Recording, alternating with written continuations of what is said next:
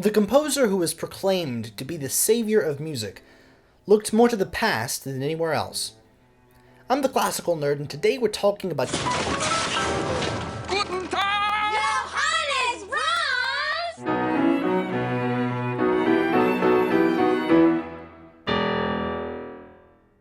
Brahms was born in Hamburg into an unusual family in 1833.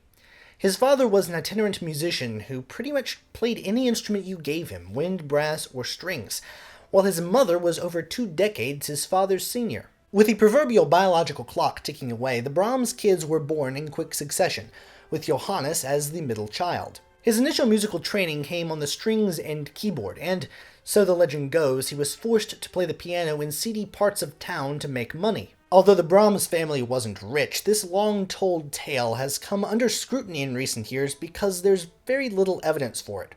In fact, there's actually evidence against it. Brahms had begun his piano training when he was 7 years old, and there were laws against minors in brothels, and there were also laws against music in brothels, so there's really no way that ever happened. His string training eventually made him an idiomatic composer for those instruments, but his first piano teacher expressed an exasperation out of the kid's desire to compose because he thought it would interfere with his budding prowess at the keyboard, and he was indeed very good as a concertizing soloist. Neither composer nor teacher won out, as Brahms was able to advance in both fields. It wasn't a one or the other kind of situation for him.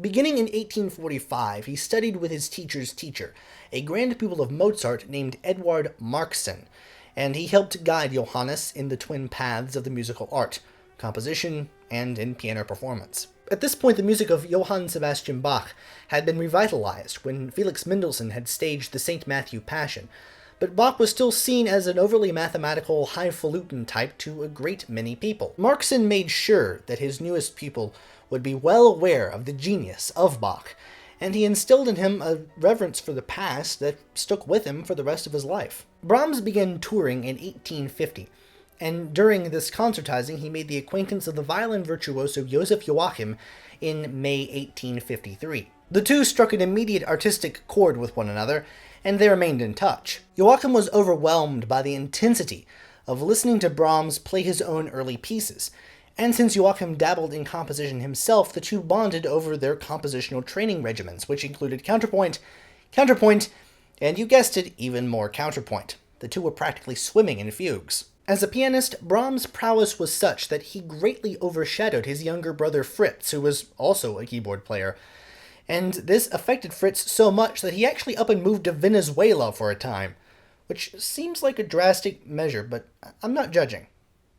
Okay, I'm judging a little bit, but not too much. The only way to understand Brahms is as a composer with a deep and abiding reverence for the past, which put him at odds with the so-called New German school of folks like Franz Liszt and Richard Wagner. Although Liszt performed his usual pianistic acts of heroism in person for Brahms, including sight-reading some extraordinarily difficult work, apparently Brahms fell asleep when Liszt was playing his own sonata in B minor. And that's very difficult to do. Not only is this one of the pieces in the piano repertoire, not just of that era, but of all time, but this is Liszt we're talking about. The sheer decibel levels involved would preclude all but the most dedicated of nappers. Brahms had to have done that, at least somewhat intentionally. Wagner would later come to deeply dislike Brahms and actually castigated him in writings. Not because they were directly competing for performances, mind you. They were effectively in non-overlapping magisteria of the musical realm. Wagner wrote almost exclusively operas, and Brahms never wrote a single opera in his entire career. Wagner was afraid that Brahms would keep the past alive to quench the advancements of him and Liszt and the other members of the so-called New German School.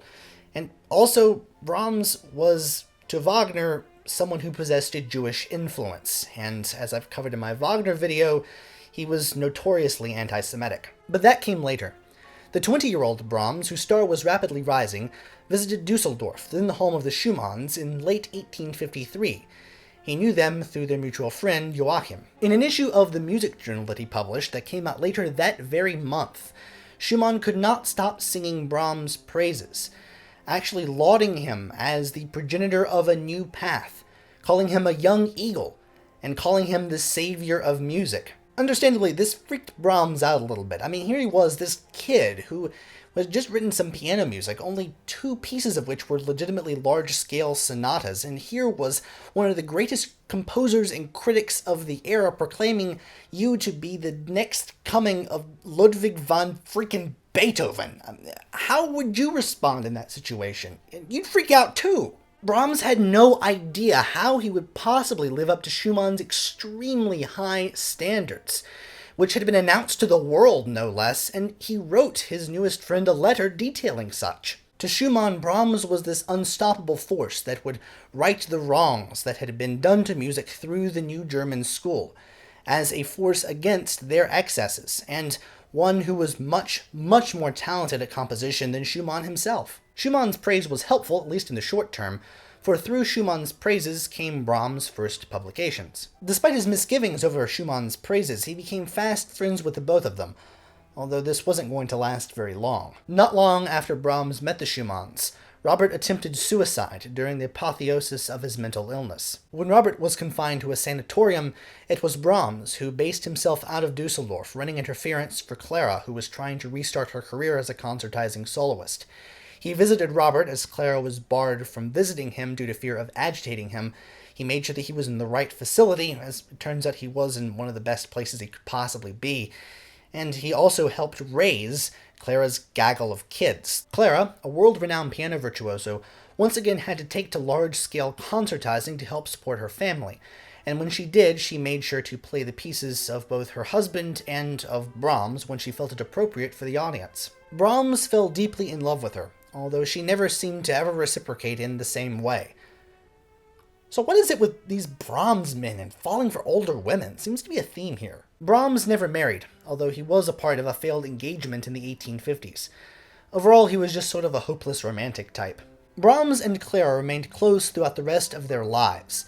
And because they were so close, speculation has, as you might imagine, entered the picture. Brahms destroyed almost every part of his end of their decades-long correspondence, and gap-filling from what we have in Clara's files just does not give us the whole picture. We do know that Brahms seems to have confessed his true feelings to her at least once, although he valued her friendship, both personal and artistic, above all else. Any piece he wrote would be run by Clara first.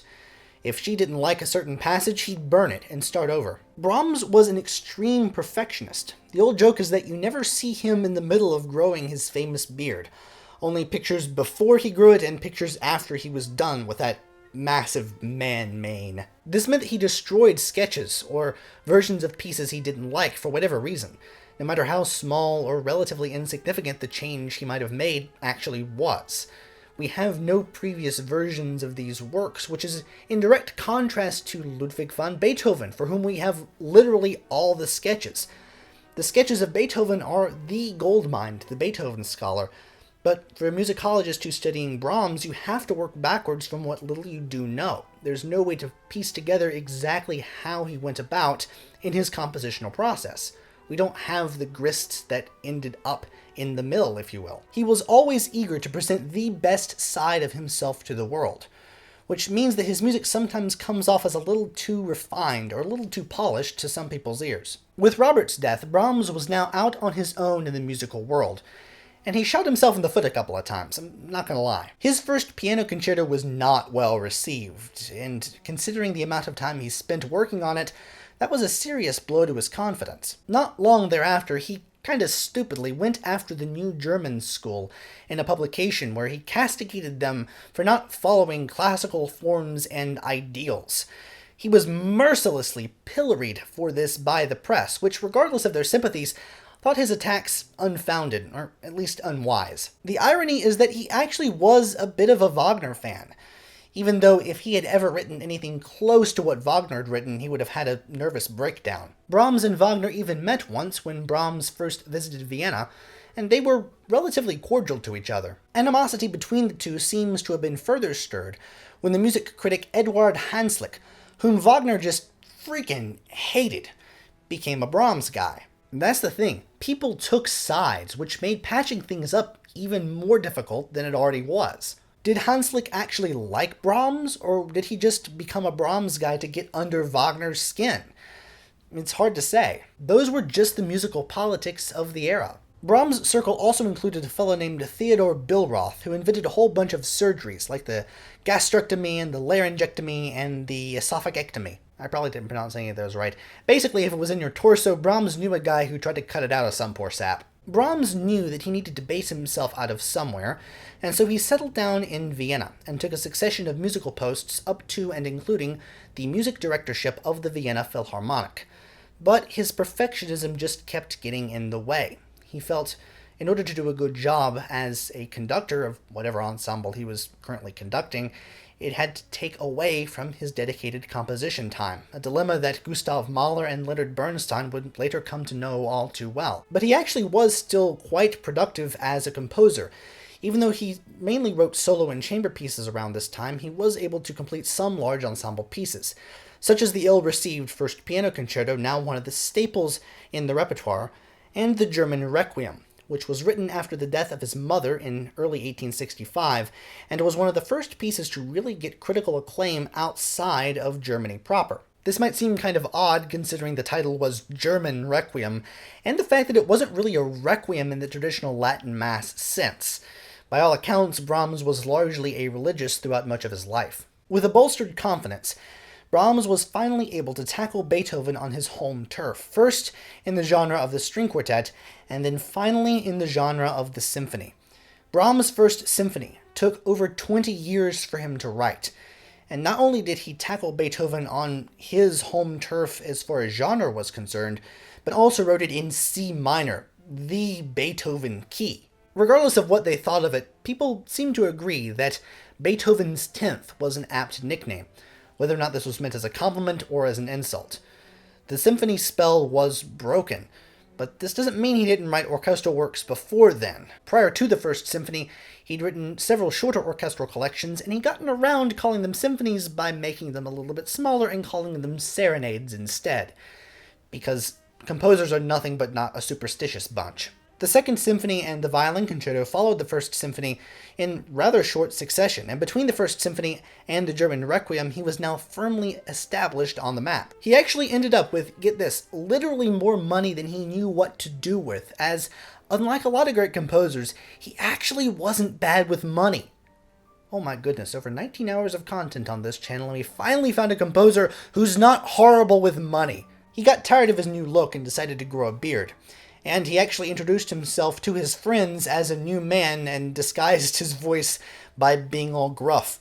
And it took his friends a while to realize that it was actually Brahms underneath all that hair. The lighter side of Brahms rarely came out around his peers, as he may have felt a need to embody the personality of the stoic composer that Schumann had set him out to be many years ago. He was often more carefree around kids, towards whom he would regularly supply candies, or towards animals, towards whom he was always just generally friendly. His intense self-criticism was just too much to bring into any relationship more intimate than that which he enjoyed with Clara. As estranged and as distant as he was from Wagner, many of the greatest creative voices of the next generation found themselves entranced by the work of Brahms. Gustav Mahler, for instance, whose sprawling symphonies possess little of the formally tight and more restrained work of Brahms, was an ardent Brahms supporter, and his erstwhile rival in how much brass you can stick in an orchestra, Richard Strauss, also counted himself a Brahms acolyte. At this point, it was fair to say that the rivalry between Brahms and the new German school had petered out in the new generation, with neither side really effectively winning the battle of ideas. Brahms actually reciprocated Mahler's admiration, and he also expressed an interest in the Danish composer Carl Nielsen's work, specifically Nielsen's First Symphony. It seems as though Wagner and his followers disliked Brahms more than Brahms actually disliked Wagner and his followers.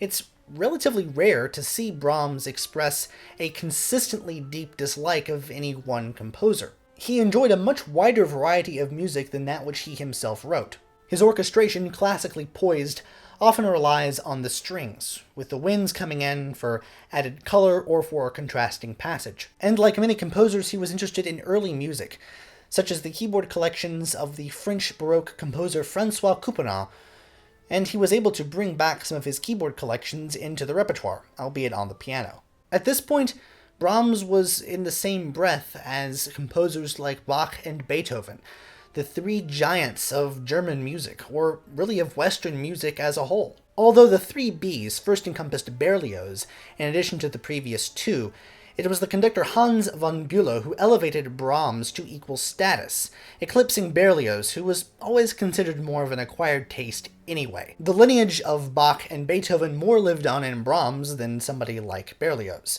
Plus, Bülow was probably not too fond of having a Frenchman along with two Germans, because they were always at odds. But Brahms was not just comfortable sitting back on his laurels. He wanted to pay forward what he got from Schumann, and he was able to do this through mentoring the young composer named Antonin Dvorak.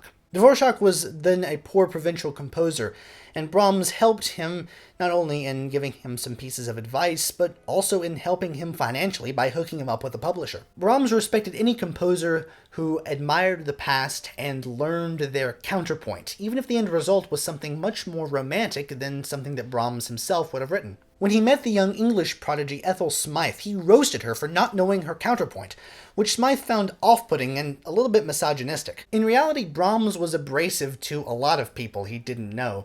Gender had nothing to do with it. After all, how sexist can you really be when you hang out with Clara Schumann all the time? Literally one of the coolest women in all of music history. Brahms and Tchaikovsky also famously did not get along. He could also be very opinionated about places if he found their musical culture lacking, such as he did with the Netherlands. He went there to conduct his second piano concerto with his friend Julius Röntgen at the keyboard, and the result was so disastrous that he said he would only ever go back to the Netherlands for the beer, not for the music. Brahms also worked alongside Clara as an editor for Robert Schumann's collected works, and this actually brought about a bit of a rift between the two, one of the biggest rifts they had in the long history of their friendship. You see, Clara wanted the pieces of her late husband preserved exactly as they were. The idea of an urtext, the very thing that the composer left on the earth with not a single editorial change. Whereas Brahms not only wanted to change a lot of things editorially, but he wanted to tweak things, especially in the orchestration, to present the best possible product of Schumann to the world. Schumann's orchestrations, especially in his symphonies, are absolutely abysmal, and generally speaking, they're heavy-handed because of the poor quality of wind players in his orchestras. He had to double a lot of things, and the end result with a good orchestra is not a really good product. In the end, Brahms was able to win out a little bit, and a lot of the versions of Schumann symphonies that are performed today can actually be traced back to Brahms' edits. They did agree on some things, such as the suppression of some of the later pieces, such as the Violin concerto, but even their joint efforts could not stop that piece from later working its way back into the repertoire, even though Schumann's concerto really isn't the same kind of quality as his other pieces or other violin concerti. So it was not often played, but still, they didn't really do a good job if they were trying to suppress that. In addition to this short rift with Clara, Brahms also managed to get on Joachim's bad side when he took Joachim's wife's side in a nasty divorce proceedings. Joachim was convinced that his wife was cheating on him, but Brahms didn't see any evidence to support that, and he wrote a letter actually supporting Joachim's wife. Later, he wrote his double concerto for Joachim and a cellist friend, indicating that their friendship, if not Joachim's marriage, was salvaged. Rare in composition, Brahms decided that he would just retire, saying that he had done all that he had set out to do, all that he could do, and saying that he lacked inspiration. But inspiration did come around once in a blue moon, and he did compose. He just didn't do it full time. For instance, a great clarinetist, whom Brahms heard, prompted a smattering of pieces featuring that instrument. And with the death of Clara Schumann, Brahms wrote his 4 serious songs, which are prose settings of the Bible, which make them very unusual in Brahms' collected work. Still, composition wasn't a big part of his life anymore. It's mainly something he did during his annual summer vacations. He did not have to continue to compose or concertize. He lived well within his means, and he had been living basically off of royalties from publications of sheet music since the middle of the century. In fact, Brahms was one of the first composers to be able to make a decent living strictly through sheet music sales. Brahms was always a fan of rich food and of good beer, and despite his penchant for walking everywhere, he wasn't always in the best shape, and he developed liver cancer in 1896. A genetic factor is also likely because the same thing killed his father. Either he inherited a tendency to get liver cancer, or he inherited a liking for beer. He died in April of the following year, at the age of 63. Brahms' music is defined by a sense of tight control over all motivic ideas, something he inherited from Beethoven, and of a clarity of structure, something he admired in pieces of the classical era.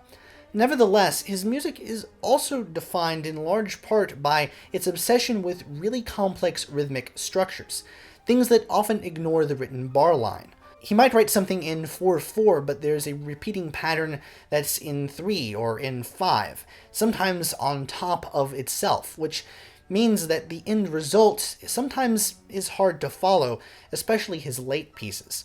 And this also means that you might hear something and it might sound like it's in 3, or it might sound like it's in 6, but it's actually in 4 on the page, and what's actually on the page and what you're actually hearing can be two different things. It's extremely complex, and it's especially really a challenge for chamber music players who don't have the privilege of having a conductor to help keep everyone together. This technique only got more and more advanced as he got later and later in his career. And late Brahms is especially hard to keep track of if you're in the audience. It's a whirlwind where you don't always know where the downbeat is, and that's part of what makes his music so appealing, part of what gives it a forward drive. Even though Brahms was not a musical nationalist in the way that Béla Bartók and Zoltán Kodály later were in Hungary, there is a popular perception of Brahms as a composer willing to use Hungarian influences, more than he ever actually did. The reason for this perception is because a lot of his more popularly attuned pieces, i.e. pieces that were written specifically to bolster his already prodigious sheet music sales, use Hungarian influences, such as his Hungarian dances. As alluded to earlier, Brahms was unique in his adherence to absolute music, that is, music with no extra musical program to help inform a piece's function or narrative or design. As a result, or perhaps as an extension of that, he wrote no operas. Of course, analysis of his work does reveal some deep and hidden programmatic connections, especially when it comes to his use of Robert Schumann's motifs to depict Clara, but by and large there were no large, overarching programs to his larger pieces. They were subtly programmatic, if programmatic at all, not explicitly programmatic as many of the other composers, such as those in the New German school, were writing. They weren't Lisztian tone poems about Faust, they were just pieces, serenades, or symphonies. Though the influence of Liszt and Wagner resonated throughout the 20th century and beyond, it was Brahms who was held in the highest esteem by many of the most revolutionary minds of the 20th century. Arnold Schoenberg was very indebted to Brahms, and he explained that he found in Brahms a sense of what he referred to as developing variation, which, to put it very crudely, because I don't really have the time to go into it here, it's a way of spinning out musical ideas from very short musical motifs and phrases. Developing variation became one of the main tenets of Schoenberg's atonal philosophy, and was his way of developing large-scale pieces out of his highly mathematical and abstract tone rows. Schoenberg defended his love of Brahms by saying that Brahms was not a conservative. He simply happened to be a very conservative revolutionary. György Ligeti, who himself rebelled against the principles of serialism, which emerged out of Schoenberg and his followers, was a huge Brahms fan, and the reason that Ligeti wrote his own horn trio, horn, violin, and piano, was because Brahms wrote a piece for that very ensemble, and now there are really only two horn trios in the repertoire, Brahms and Ligeti's. Brahms was infinitely more modern and forward-thinking than perhaps he himself even realized, and because of this he left us with a treasure trove of highly crafted masterpieces.